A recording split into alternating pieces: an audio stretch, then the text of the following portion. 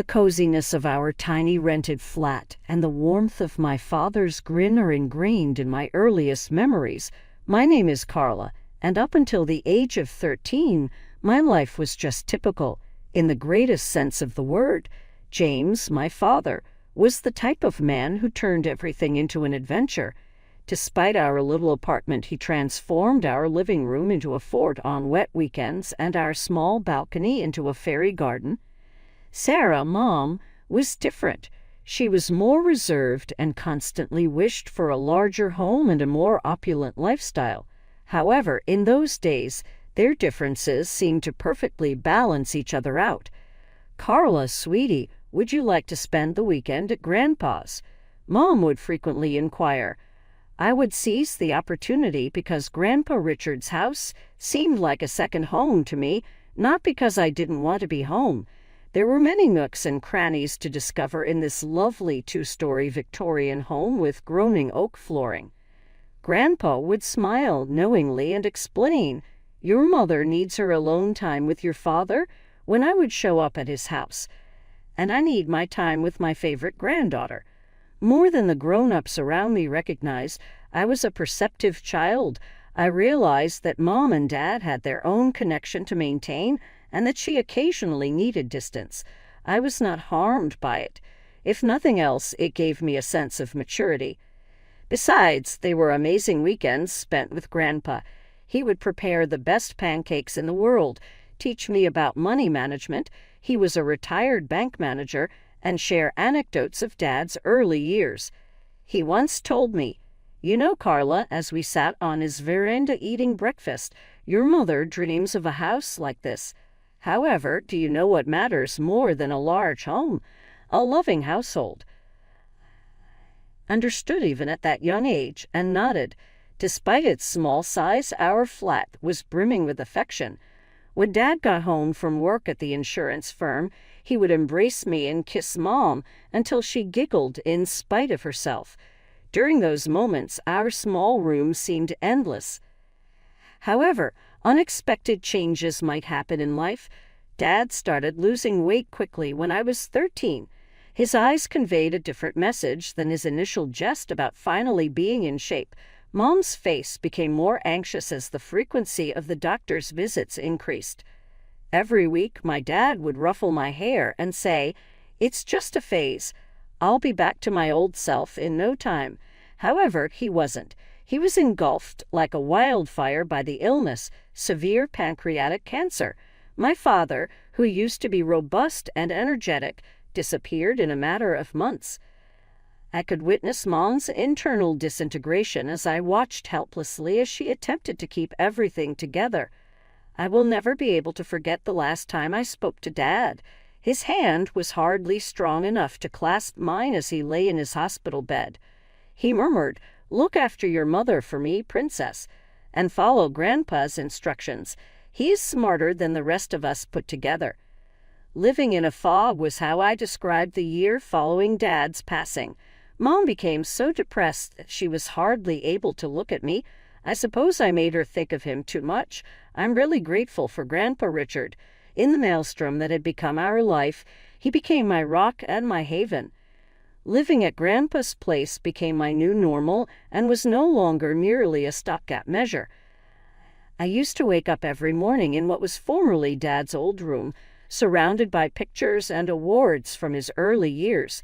Grandpa did his best to replace the vacuum left by both of my parents' deaths, one via death, the other through grief, by making sure I continued to attend school and helping me with my homework.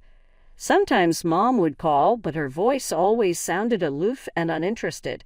Her visits were increasingly less frequent. She would hardly look at me before hurried away. I made the decision to lower my expectations. Then, exactly 1 year and 2 months after Dad's death, everything changed. Mom showed up at Grandpa's door one sunny Saturday morning, and I almost didn't recognize her. Gone was the grieving widow in black, replaced by someone wearing a bright yellow dress and sporting a new haircut. Her face was glowing with happiness. "Carla, sweetie, pack your things. You're coming home," she announced, bouncing on her heels like a teenager. I looked at Grandpa, confused. He seemed just as surprised as I was. The drive back to our apartment was filled with Mom's cheerful chatter about everything and nothing. It was like sitting next to a stranger who happened to look like my mother. But the real shock came when we walked through our apartment door. There, in our small living room, stood a tall man and a girl who looked about 3 years younger than me. They both smiled awkwardly as Mom practically danced their side. "Carla, meet Robert and his daughter, Emma. Robert is my fiancé, and Emma will be your new sister. We're getting married soon." Mom beamed, clutching Robert's arm. The room started spinning. "What? When did this happen?" "Oh, we've been dating for a while now." Mom waved her hand dismissively. "I didn't tell anyone about our relationship. You know how people can get jealous and judgmental. It was better this way." I stumbled to my old room, barely registering that it had been redecorated. With trembling hands, I pulled out my phone and called Grandpa. He answered on the first ring. "Mom has a fiancé," I whispered into the phone. "She's getting married and didn't tell anyone. There's a man here and his daughter." Grandpa arrived within 20 minutes. I could hear the conversation from my room as he confronted Mom. "Sarah, how could you do this without telling anyone? Without telling your own daughter?" "I'm happy for the first time in forever." Mom's voice was defensive. "I've decided to start fresh, to live again. James would want that. He wouldn't want me to waste away in depression forever." There was a long pause before Grandpa spoke again, his voice heavy with resignation. "Hope you'll be happy, Sarah. Just don't forget you have a daughter who needs you too." The 3 months before the wedding were like living in some twisted alternate reality. Our small apartment felt even more cramped with 4 people instead of 2. But that wasn't the worst part. What really got to me was watching Emma, my new stepsister, wrap my mother around her finger. "Mom, can you help me with my hair?" Emma would say, and my mother would drop everything, including our conversation, to assist her. The way she said "Mom" made my skin crawl, especially since she'd only known my mother for a few months. Mom seemed blind to everything except Emma. When Emma mentioned she loved ballet, Mom immediately signed her up for private lessons, something I'd begged for years ago, but was told we couldn't afford. When Emma complained about her old phone being too slow, Mom bought her the latest iPhone model. When Emma wanted to redecorate her side of the bedroom we now shared, Mom took her shopping and spent hundreds of dollars on new bedding, curtains, and decorations. "Your sister needs to feel welcome here," Mom would say whenever I tried to point out the disparity in treatment. "Stepsister," I'd correct her, "and I need to feel welcome too." She'd just shake her head and walk away. The wedding day itself was a modest affair at a local venue, but Mom glowed with happiness. I stood there in my bridesmaid dress, watching as she fussed over Emma's hair and makeup, barely sparing me a glance. Throughout the ceremony and reception, Mom kept Emma close, holding her hand and introducing her to everyone as my beautiful daughter. I might as well have been a waitress for all the attention I received. Grandpa gave them a check for $5,000 as a wedding gift, a generous amount by any standard. But I overheard Mom's reaction when she cornered him by the restrooms. "Really, Dad? A check?" she hissed, her face flushed from champagne and anger. "I was counting on you giving us your house. We're a proper family now. We need the space. That apartment is too small for 4 people. Grandpa remained calm, though I could see the disappointment in his eyes. "Sarah, you're rushing everything. First the sudden engagement, now this. That house isn't just property to be handed over on a whim. Besides, it's where Carla spends half her time now." "Oh, so that's it. You're playing favorites now?" "No, I'm being practical, and maybe you should be too." I slipped away before they could notice me, but the conversation haunted me. My mother had changed so much that I barely recognized her anymore. She created this new perfect family in her mind, with Emma as the star child and Robert as the ideal husband. There didn't seem to be any room left for me. So I did what any unwanted person would do. I spent more and more time at Grandpa's house. At least there, I didn't have to pretend to be happy about being replaced. 4 years passed since that moment, and I was about to graduate from high school. Living in that apartment had become a master class in avoiding conflict. I'd learned to be quiet, to take up as little space as possible, and to spend most of my time either in my room or at Grandpa's. One evening during our weekly family dinner, another exercise in pretending we were one big happy family, I decided to share my plans for the future. "I've been accepted to State University," I announced, trying to keep my voice steady. "I want to study finance and business management." The silence that followed was deafening. Mom put down her fork, exchanged a look with Robert, and cleared her throat. "Actually, Carla, I think it would be better if you started working after graduation. College isn't necessary for everyone." I stared at her, bewildered. "What are you talking about? Dad set up a college fund for me before he died. He always wanted me to get higher education." Mom shifted uncomfortably in her chair. "About that fund, Robert and I have been talking, and we think it would be better to save that money for Emma's education. She's incredibly talented, you know, top of her class and everything. She'll need a good university education to reach her full potential." Robert nodded sagely. "Emma has shown remarkable aptitude in her studies. It would be the right thing to do, Carla. You could work for a few years, save up, and then go to college if you still want to." I felt like I'd been punched in the stomach. The college fund, the last gift my father had arranged for me, they wanted to take that too. "That money is mine," I said, my voice shaking with anger. "Dad left it specifically for my education. You can't just give it to Emma." "Don't be selfish, Carla," Mom said, her eyes filling with tears. "Emma is your sister." "Stepsister," I snapped, standing up so quickly my chair fell backward. "And that money is the last thing I have from Dad. You've given her everything else, my room, your attention, your love, but you can't have this. I won't let you take it."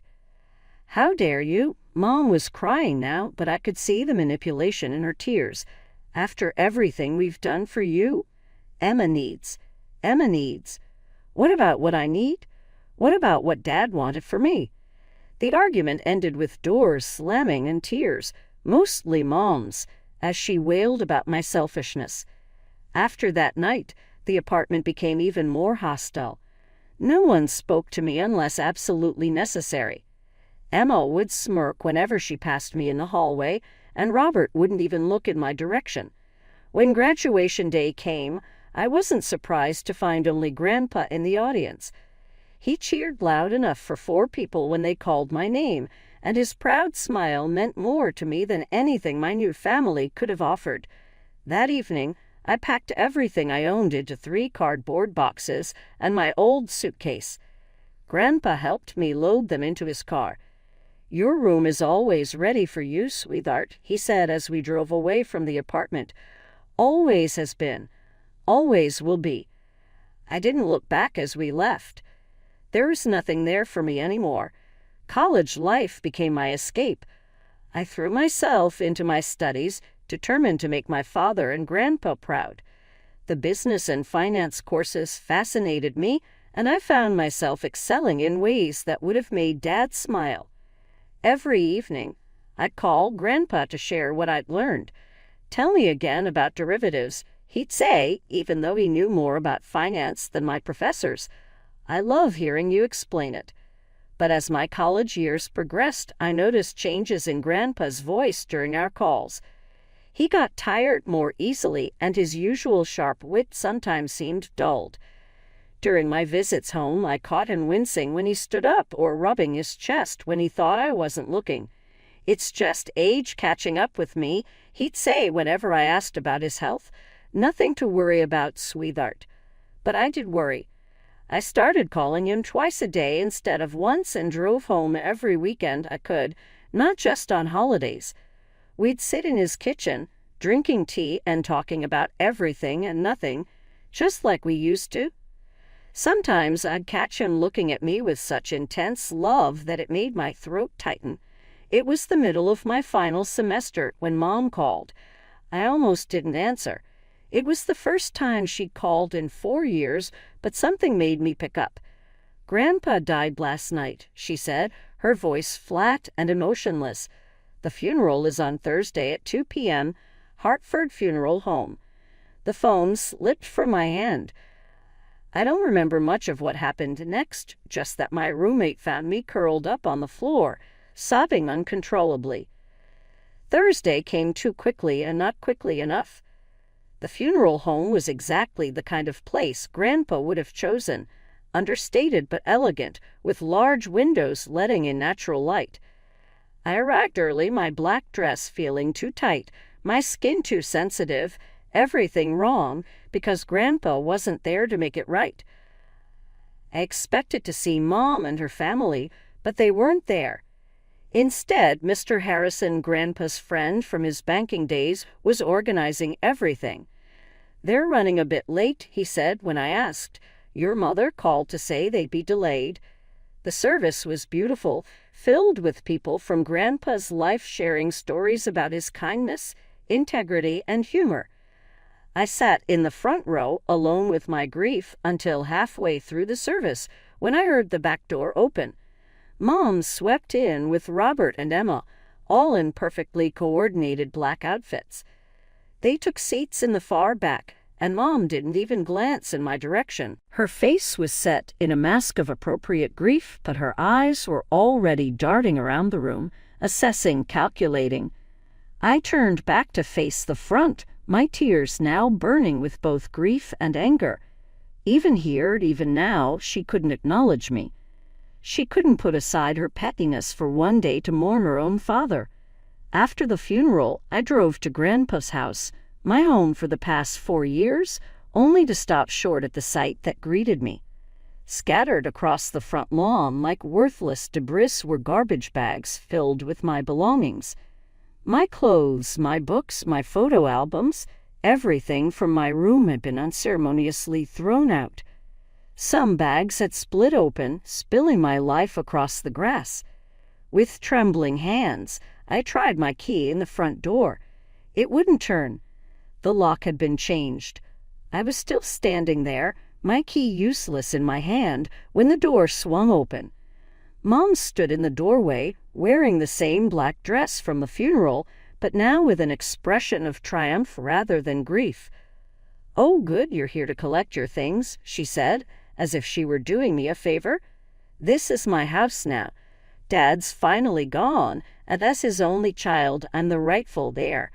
I've already had the locks changed. We're moving in tonight." I stared at her, unable to process the cruelty of it all. "You couldn't even wait until after the funeral." "These are my things. My home." "No, this is my home now," she cut me off sharply. "And you better take your stuff quickly, or it's going in the dumpster.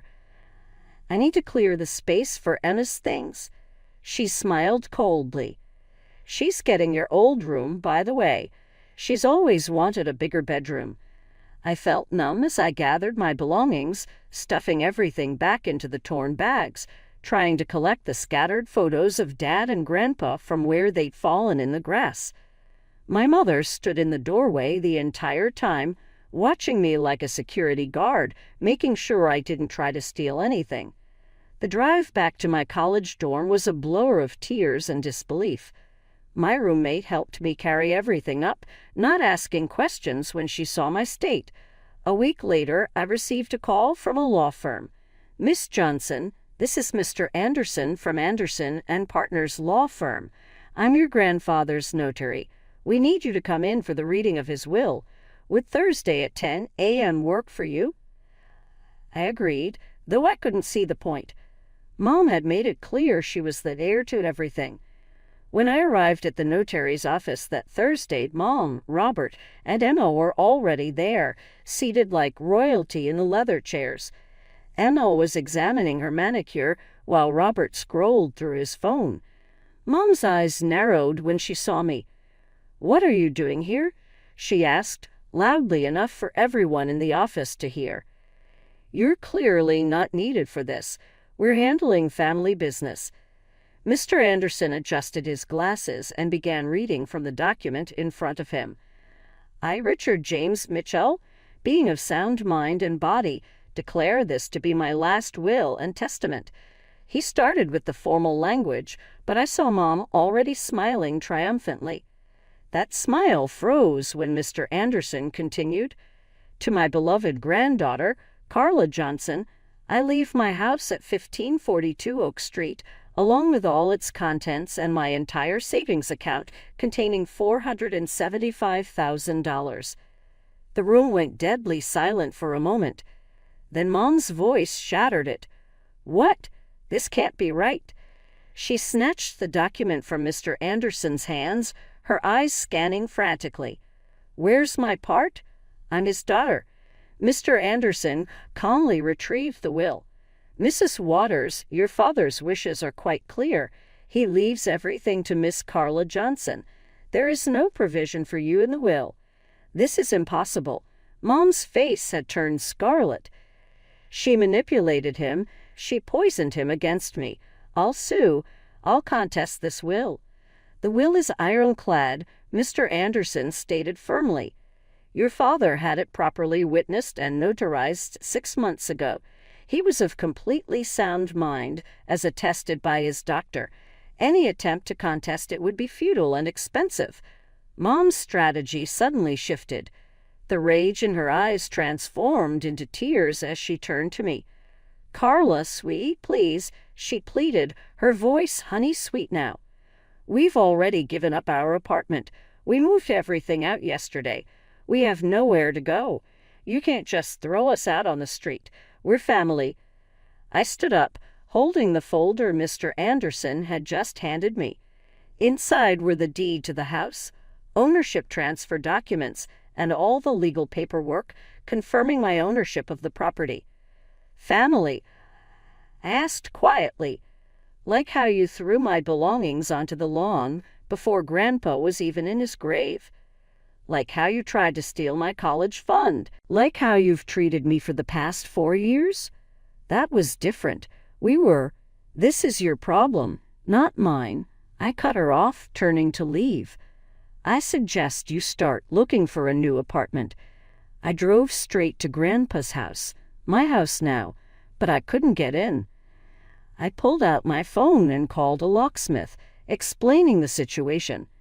When he arrived, I showed him my freshly notarized ownership documents. "I'm the legal owner of this house," I explained, showing him the paperwork. "I need you to open these locks and then change them to new ones. I want to be the only one with the keys." As the locksmith worked, I gathered up everything that belonged to Mom, Robert, and Emma. All the clothes they'd already unpacked. Their toiletries from the bathrooms. Emma's posters she'd already stuck to my old bedroom wall. I loaded it all into garbage bags, just as they'd done with my things. When the locksmith finished and handed me the new keys, I dragged all their bags onto the front porch and arranged them neatly. The symmetry of the situation wasn't lost on me. Their belongings, now set where mine had been just days ago. As the sun began to set, I heard the familiar sound of Mom's car pulling into the driveway. I watched through the living room window, Grandpa's favorite spot to read his morning paper, as their reactions played out exactly as I'd expected. "What is this?" Mom's shriek could be heard clearly through the closed windows. "Our things, all our things are outside." I opened the door but stood firmly in the doorway as they approached. Mom's face was red with fury. Robert looked like he'd swallowed something sour. Emma was already crying theatrical tears. "How dare you?" Mom stormed up the porch steps. "We live here now. You can't do this to us." "Actually, I can. This is my house now, legally and rightfully. You need to take your belongings and leave." We have nowhere to go." Emma wailed. "You should have thought about that before giving up your apartment," I replied coolly. "Not my problem. Mom tried to push past me into the house, but I stood my ground." "Move, Carla. This is ridiculous. This is my father's house." "No, it's my house now. And if you don't leave immediately with your things, I'm calling the police to report you for trespassing. After that, all these bags go straight to the dumpster." I pulled out my phone. "Your choice, Mom. Just like you gave me a choice about my things a few days ago, remember?" The next few minutes were filled with cursing and threats as they gathered their bags. Mom alternated between crying and screaming about how unfair it all was. Emma kept saying I'd regret this. Robert muttered under his breath about contesting the will. As they loaded the last bag into their car, Mom turned to me one final time. "You're no daughter of mine. Your father would be ashamed of you." I smiled sadly. "No, Mom. The fact that I finally advocated for myself would make my father proud. Goodbye." Their car vanished around the bend as I watched them drive off. 6 months have passed since then. I'm currently in my last semester and will graduate with honors. A charming young family is renting the house. Grandpa would have been pleased to see me save money from their rent payments each month.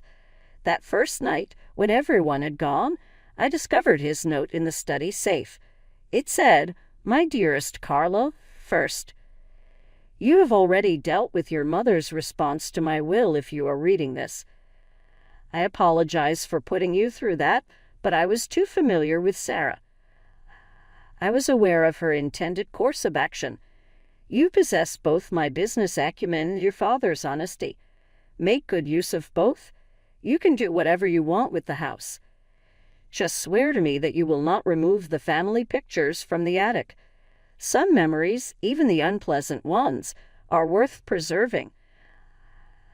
Fulfilled that promise as well as the others I had given to Dad and to him. I'm letting go of the past while holding on to the lessons it taught me, and I'm now concentrating on the future. Family isn't always what you were born into. Occasionally it's who has faith in you, who keeps you safe, who fosters your development. Somewhere in the city, Mom, Robert, and Emma still reside. I've heard that they eventually got a new flat. They've made a few attempts to get in touch with me, generally when they're in need of anything. However, I don't answer. We should close some chapters of our existence.